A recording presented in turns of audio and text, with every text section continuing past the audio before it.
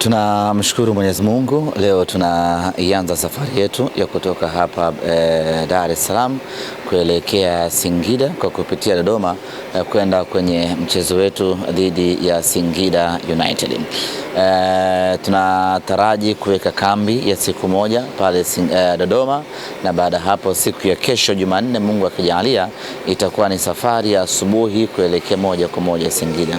Tunaweka kambi Dodoma kutokana na changamoto ya viwanja katika mji wa Singida, na kwa mantiki hiyo basi tukisema tuende moja kwa moja leo, manake ni kwamba timu itashindwa kupata nafasi ya kufanya mazoezi leo pamoja na kesho. Kwa mantiki hiyo imetulazimu kwanza tupige kambi Dodoma, tufanye mazoezi Dodoma, na baada hapo Jumanne itakuwa ni safari ya kuelekea Singida kwenda kuwafuata wapinzani wetu.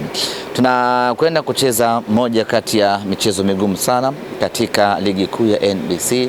Ugumu wa mchezo wa Simba na Singida sio kwa sababu ya ubora wa Singida, ni kwa sababu ya mentality waliokuwa nayo Singida, ni kwa sababu ya fikra, mtazamo waliokuwa nao Singida.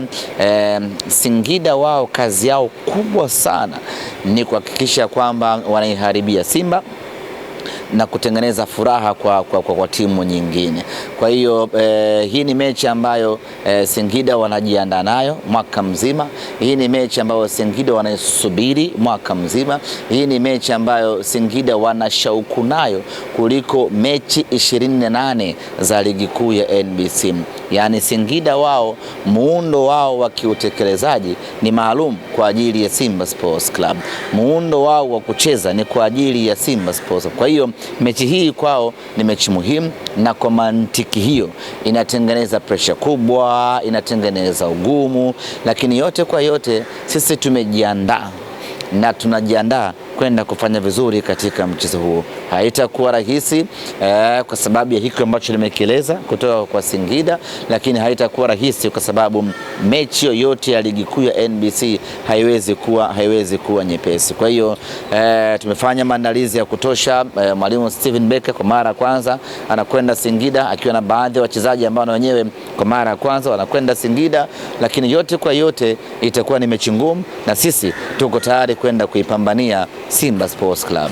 Tuna mechi mbili, kwa maana ya safari hii tunayoondokea hapa ina mechi mbili ndani yake. Ina mechi dhidi ya Singida, na baada hapo tunakwenda Arusha kucheza dhidi ya TRA. Mechi hizi mbili maana yake na kulazimu kusafiri na full mkoko, kusafiri na wachezaji wako wote, kwa sababu utamhitaji aidha huyu kwenye mechi hii ama utamhitaji huyu kwenye mechi hii. Kwa hiyo wale wote ambao wapo kwenye mpango wa kiufundi na wako vyema kiafya, wote tumesafiri nao kwa ajili ya kwenda kwenye mechi hiyo.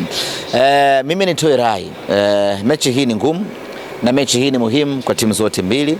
Nitoe rai kwa wale wote ambao wanasimamia kanuni na sheria kuzingatia kanuni na sheria katika mchezo huu. Tunataka Simba tukipoteza mchezo tupoteze kwa madhaifu yetu.